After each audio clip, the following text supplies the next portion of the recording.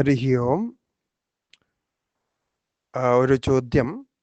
ആധുനിക കുടുംബജീവിതത്തിലെ ഇന്നത്തെ കാലത്തുള്ള ചാലഞ്ചുകളും അതിനുള്ള റെമഡീസും എന്ന വിഷയത്തിൽ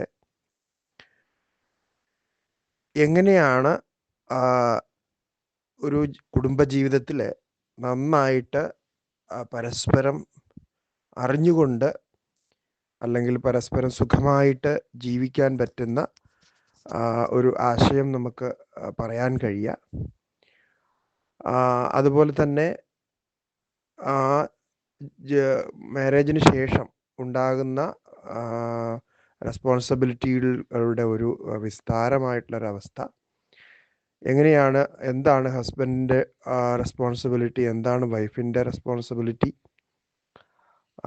രണ്ടുപേരും എങ്ങനെയാണ് പരസ്പരം ഗ്രേറ്റ്ഫുള്ളായിട്ട് അവർക്ക് ജീവിക്കാൻ കഴിയുക, അതിൽ ഭക്തിക്കും മറ്റ് സാധനകൾക്കുമുള്ള സ്ഥാനം.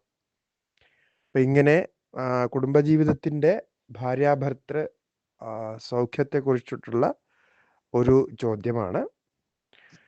അതിൽ ആദ്യം തന്നെ നമുക്ക് പറയാവുന്നത്, ഈ വിവാഹ ജീവിതത്തെക്കുറിച്ചുള്ള ശരിയായിട്ടുള്ള ഒരു അറിവ്. എന്താണ് ശരിക്ക് വിവാഹ ജീവിതം? നമ്മുടെ സനാതന ധർമ്മത്തിലെ ഈ ഗാർഹസ്ഥ്യ ജീവിതം എന്നത് സുപ്രധാനമായിട്ടുള്ള ഒരു ധർമാചരണമായിട്ടാണ് പറയുന്നത്. ഈ ധർമാചരണം എന്ന് കേൾക്കുമ്പോൾ എപ്പോഴും നമുക്ക് എന്തോ വലിയ കാര്യം, നമുക്ക് ചെയ്യാൻ പറ്റാത്തതൊന്ന് എന്നൊക്കെയുള്ള ഒരു പൂർവ്വധാരണ നമ്മുടെ മനസ്സിൽ കടന്നു വരാറുണ്ട്. അല്ലെങ്കിൽ ഇന്നത്തെ സൗകര്യങ്ങളും സുഖങ്ങളും അല്ലെങ്കിൽ ഫ്രീഡവും എന്നും ഇല്ലാത്ത ഒരു ജീവിത രീതി എന്നൊക്കെ നമുക്ക് തോന്നാറുണ്ട്.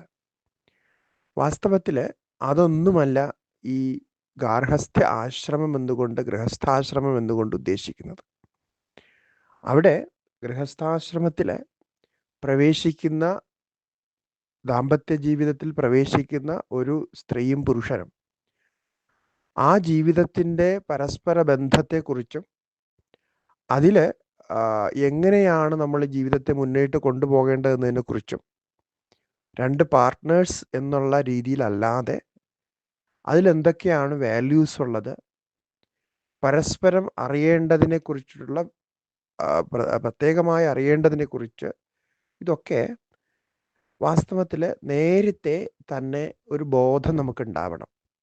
ആ ബോധം ഉണ്ടാക്കി കൊടുക്കാനുള്ള വഴികളാണ് നമ്മൾ ഇനിമേൽ ചിന്തിക്കേണ്ടത്.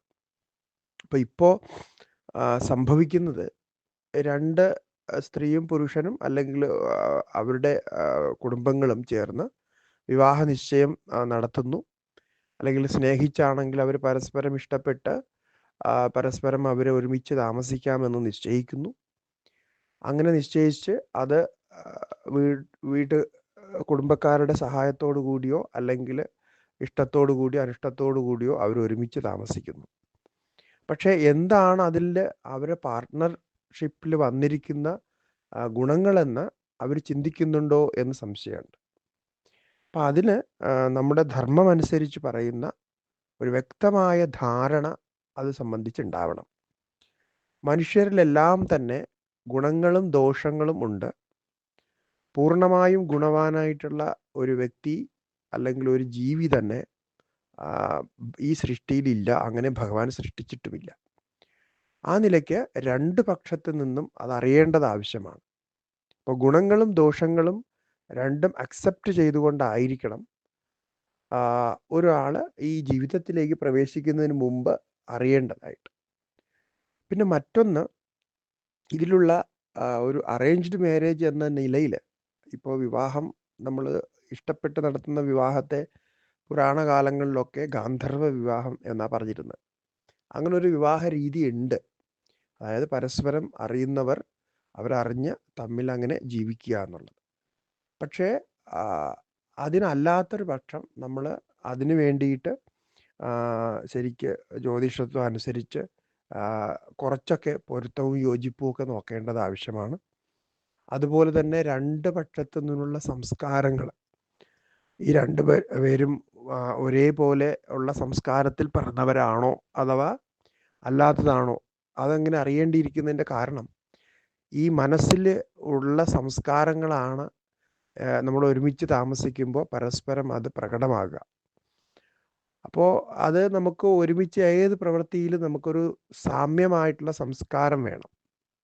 ആ സാമ്യത ഇല്ലെങ്കിൽ ഒരു കാര്യവും ഒരുമിച്ച് മുന്നിലേക്ക് കൊണ്ടുപോകാൻ പറ്റാത്തതുണ്ട്. അത് നമുക്കറിയാവുന്ന കാര്യമാണ്. അപ്പോൾ അതുകൊണ്ട് ആ ഒരു നല്ലൊരു അവെയർനെസ് ഉണ്ടാകണം. അപ്പം അതിൽ നമ്മുടെ വിവാഹ ചിട്ടകൾ, വിവാഹത്തിൽ നടക്കുന്ന ചില കർമ്മങ്ങൾ, ആ കർമ്മങ്ങൾ ഇതിനോടൊപ്പം അനുഷ്ഠിക്കേണ്ടതും ആവശ്യമാണ്. കാരണം ചിലപ്പോൾ ആ കർമ്മങ്ങളില്ലാത്തത് കൊണ്ടാണ് പലപ്പോഴും ഇത്തരത്തിലുള്ള ചില ബന്ധങ്ങൾ വരുന്നതും അതുപോലെ തന്നെ ഈ പ്രശ്നങ്ങൾ വരുന്നതുമൊക്കെ. അപ്പോൾ കർമ്മങ്ങൾക്ക് അതിൻ്റേതായിട്ടുള്ള ഒരു ശക്തിയുണ്ട്. ഒരു സ്റ്റഡി അനുസരിച്ച്, അതായത് നമ്മൾ വെറുതെ നമ്മളിങ്ങനെ ഒരു സ്റ്റഡി എടുത്ത് നോക്കിയാൽ തന്നെ ഈ കഴിഞ്ഞ കാലങ്ങളിൽ വിധിപ്രകാരം അല്ലെങ്കിൽ ഒരു ശാസ്ത്രീയമായ രീതിയിൽ നടന്ന മാരേജുകളൊക്കെ സക്സസ്ഫുൾ ആയിട്ട് വരുന്നുണ്ട്. അപ്പോൾ ഒരു പെർസെൻറ്റേജ് നമ്മൾ നോക്കുകയാണെങ്കിൽ ശരിക്ക് അറേഞ്ച്ഡ് ആയിട്ടും അല്ലെങ്കിൽ നമ്മുടെ വിധിപ്രകാരം ഒരു മാരേജ് നടന്ന് ആ മാരേജിൽ നടന്ന കർമ്മങ്ങളൊക്കെ ചെയ്ത് അങ്ങനെ പോയാൽ ഒരു നല്ല സാധ്യതയുണ്ട് അവരുടെ ഒരു ഒരുമിപ്പിനുണ്ടാകാൻ. കാരണം ഇതെല്ലാം മാനസികമാണ് എന്ന് നമുക്കറിയാം. ആ മാനസികമായ ചില ബന്ധങ്ങൾ ഉണ്ടാക്കാൻ കൂടിയാണ് ഈ കർമ്മങ്ങളൊക്കെ ചെയ്യുന്നത്. അപ്പോൾ കർമ്മങ്ങൾക്കും അതിൻ്റേതായിട്ടുള്ളൊരു ഭാവമുണ്ട്. അതിലൊരു ഉദാഹരണം പറഞ്ഞാൽ ഈ വേദമന്ത്രങ്ങളിൽ ഈ വിവാഹമന്ത്രം, വിവാഹ സൂക്തം എന്നൊരു സൂക്തം തന്നെ ഋഗ്വേദത്തിൽ പ്രസിദ്ധമാണ്. അതിൽ ആ വിവാഹ സമയത്ത് വരനും വധുവും, അപ്പോൾ വരൻ വധുവിൻ്റെ ഹൃദയത്തിൽ സ്പർശിച്ചുകൊണ്ട് പറയുന്ന വാക്കുകളുണ്ട്. മമ വ്രതേ തേ ഹൃദയം ദധാമി, മമ ചിത്തം അനുചിത്തം തേ അസ്തു, മമ വാചം ഏകമനാജുഷസ്വ, പ്രജാപതിരിഷ്ട്വാ നിയുനക്തു മഹ്യം എന്ന്. അതിൻ്റെ അർത്ഥം തന്നെ നോക്കിയാൽ വളരെ ഗംഭീരമാണ്.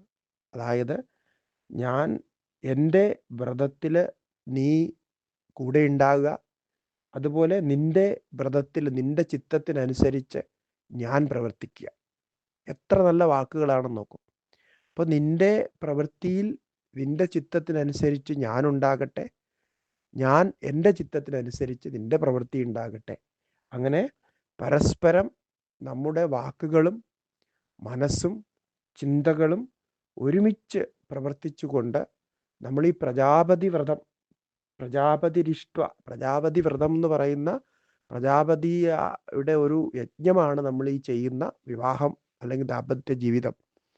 ആ യജ്ഞം നമുക്ക് പൂർണ്ണമാക്കാൻ സാധിക്കട്ടെ എന്ന അതിസുന്ദരമായൊരു പ്രാർത്ഥനയാണ്.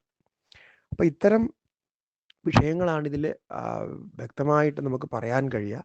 അപ്പോൾ ബേസിക്കലി നമ്മൾ മറ്റ് വിദ്യാഭ്യാസങ്ങൾ ചെയ്യുന്നതോടൊപ്പം തന്നെ ഇപ്പോഴത്തെ ഈ പുതിയ തലമുറയ്ക്ക് കുടുംബജീവിതത്തെക്കുറിച്ചുള്ള ഒരു വ്യക്തമായ ധാരണ ഉണ്ടാക്കി കൊടുക്കാനുള്ള ശ്രമങ്ങൾ ചെയ്യണം. അതിന് ചില ഇതേപോലെ വർക്ക്ഷോപ്പുകൾ, ചില സെമിനാറുകൾ അല്ലെങ്കിൽ അത്തരം ചർച്ചകൾ, ഇവരെയൊക്കെ നമുക്ക് ചെറിയ ചെറിയ രീതിയിൽ അവരെ വിളിച്ച് ഈ കുടുംബജീവിതത്തിൻ്റെ പരസ്പര ബന്ധത്തെക്കുറിച്ചുള്ള ചർച്ചകൾ, ഇവിടെ ധനവും സമ്പത്തും ജോലിയും ഒന്നുമല്ല ജീവിതത്തിൻ്റെ മുഖ്യമായ ഘടകം എന്ന് പറയുന്നത് മനസ്സിൻ്റെ ഒരുമിപ്പും മനസ്സിൻ്റെ ശാന്തതയുമാണ്. ഇനി ഒരു കുടുംബജീവിതം വിട്ട് വേറൊരു കുടുംബജീവിതത്തിലേക്ക് പോയാലും, എത്ര കുടുംബജീവിതം, എത്ര ഭാര്യമാരെ, എത്ര ഭർത്താക്കന്മാരെ മാറ്റിയാലും ആ സ്വരൂപം പരസ്പരം ചേരാതിരിക്കുന്ന അവസ്ഥയിൽ അവർക്കൊരിക്കലും സമാധാനം ഉണ്ടാവില്ല. അവസാന കാലങ്ങളിൽ അത് വളരെ ദുഃഖത്തിന് കാരണമാവുകയും ചെയ്യും.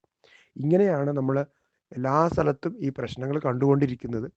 അതുപോലെ വിവാഹ ജീവിതം എന്ന് പറയുന്ന അതിൻ്റെ പൂർണ്ണമായ ഒരു രൂപം എന്ന് പറയുന്നത് അതിൽ സന്തതികൾ ഉണ്ടാവുക എന്നുള്ളതാണ്. അപ്പോൾ സന്തതികൾ ഉണ്ടാകണം. അത് നമ്മുടെ ഇപ്പോൾ ഹിന്ദു സമൂഹത്തെക്കുറിച്ച് പറയുമ്പോൾ സന്തതികൾ 1, 2, 3 സന്തതികൾ അവരെ നമുക്ക് പാലിക്കാൻ കഴിയുമെങ്കിൽ, നമുക്ക് പാലിക്കാൻ കഴിയുന്ന അത്രയും രീതിയിൽ സന്തതികൾ ഉണ്ടാവണം. കാരണം ഒരു സന്തതി ഉണ്ടാകുമ്പോഴും ഈ ഒരു പ്രശ്നം വരുന്നുണ്ട്. കാരണം എല്ലാ സ്നേഹവും എല്ലാ ആസക്തിയും അറ്റാച്ച്മെൻറ്റും ഒക്കെ ഒരു സന്തതിയിലേക്ക് മാറുമ്പോൾ അത് ആ സന്തതിയെ സംബന്ധിച്ചിടത്തോളം, ആ കുട്ടിയെ സംബന്ധിച്ചിടത്തോളം വലിയ ഭാരമായിട്ട് മാറുന്നു. കാരണം ആ കുട്ടിയെ ശരിക്കും അങ്ങനെ വളർത്താൻ പറ്റാത്തൊരവസ്ഥയും കൂടി വരുന്നുണ്ട്. അതുകൊണ്ട് അങ്ങനെയുള്ള ഒരു ഭാവം കൂടി ഇവിടെ അറിയേണ്ടതുണ്ട്. അപ്പോൾ സാമൂഹ്യവും ആ രീതിയിലുള്ള സാഹചര്യങ്ങളൊക്കെ നമ്മൾ നോക്കുകയാണെങ്കിൽ ഇതിനെക്കുറിച്ചിട്ടുള്ള ശരിയായിട്ടുള്ള ഒരു അവധാരണ നമുക്കുണ്ടാകേണ്ടതുണ്ട്. അതിനുവേണ്ട സ്റ്റഡീസ് നമുക്ക് ചെയ്യണം. അതിനുവേണ്ട സത്സംഗങ്ങളാണ് നമ്മുടെ സമൂഹത്തിൽ ഇനി ഉണ്ടാകേണ്ടത്. അപ്പോൾ അധികം വിസ്തരിക്കുന്നില്ല. ഇത്രയും ആണ് ഇപ്പോൾ ഇതിനെക്കുറിച്ച് പറയാമെന്ന് വിചാരിക്കുന്നത്. ഹരി ഓം.